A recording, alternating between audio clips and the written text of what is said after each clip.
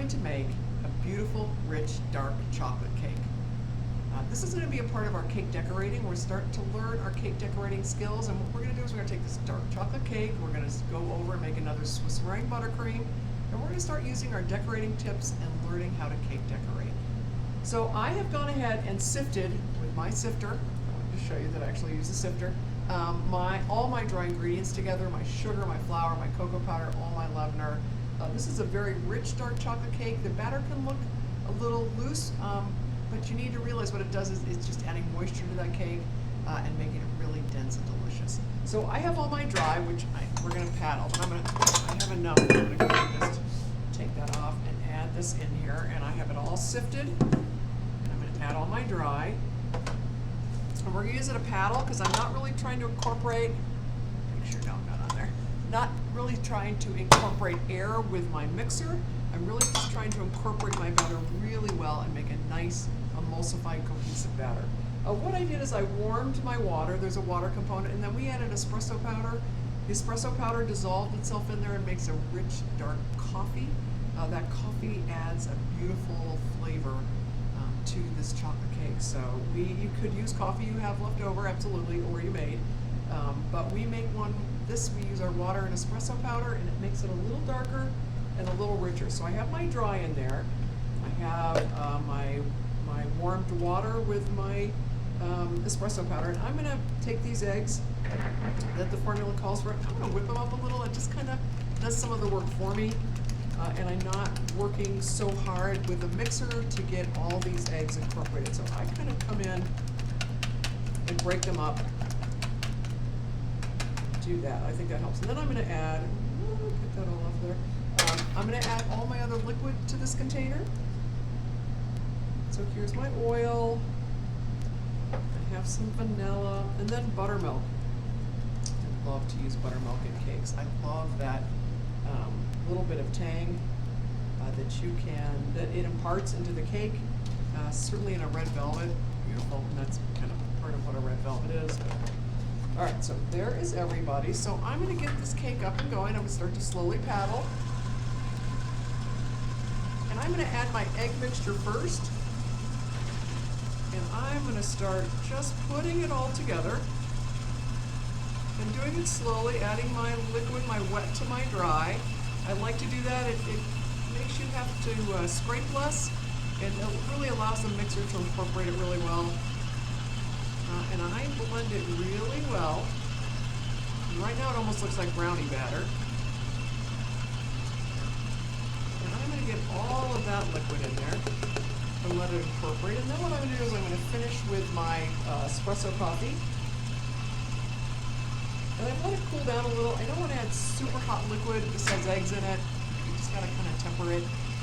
So it looks like it's really incorporated very well. Like I said, you're going to see it's a little bit runnier than a pretty typical cake batter. And that's really what makes a kind of a dark, rich chocolate cake. And it's delicious, so I'm going to start slowly adding this. And it can get a little sloshy in there, so you want to go slow.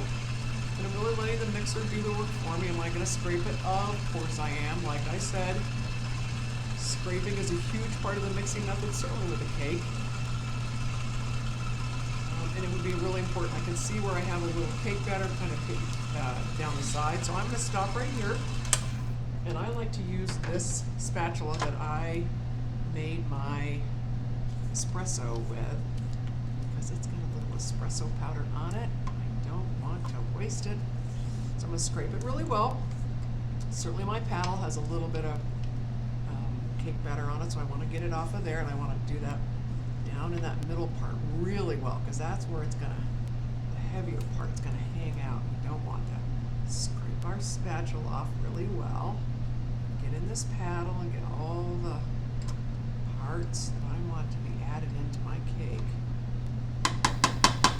All right, there. Okay, go this way. Crank this guy back up, and here we go. And I'm going to finish it with the rest of my espresso liquid. That smells really good. It's a really good chocolate cake. There we go. I'm putting it all in there.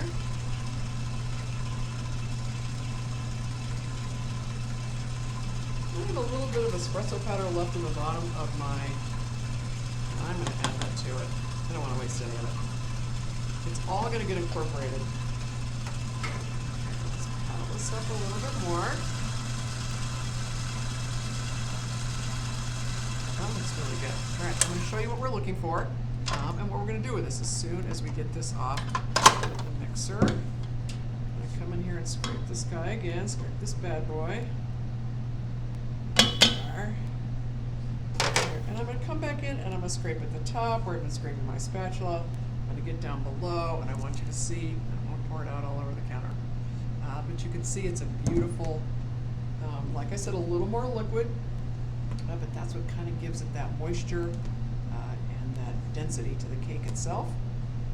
What I have are two 8-inch cake pans that are paper lined always, and I've sprayed the edges. And so I'm going to equally portion my cake batter in between the two. We're going to load them in the convection oven at 350. I'm going to show you what we're looking for when they're done. Our chocolate cakes are done. I think maybe 55 minutes, maybe an hour. They're big, rich, dark chocolate cakes, and they needed time to bake. I want to show you what we're going to look for. Like I've talked about before with a cake, what was the handle? We're going to bounce them in the middle, and that's how you're going to tell they baked all the way through, and heat's come all the way through the middle and set that cake. Bounce them in the middle is exactly what we're going to look for. So let me show you. There they are. You can see what I'm looking for. I'm bouncing them in the middle, and they're done all the way through. And sometimes you'll get a little divot, and that means that's still underbaked in the middle. And that's when we need to know to put it in for another 5 is what we're going to look for. So we're going to pull these out. These are in the convection oven. They baked them beautiful. I baked them at 350. I'm going to swing them, put them over on the rack, and like I always say, we're going to say swinging hot.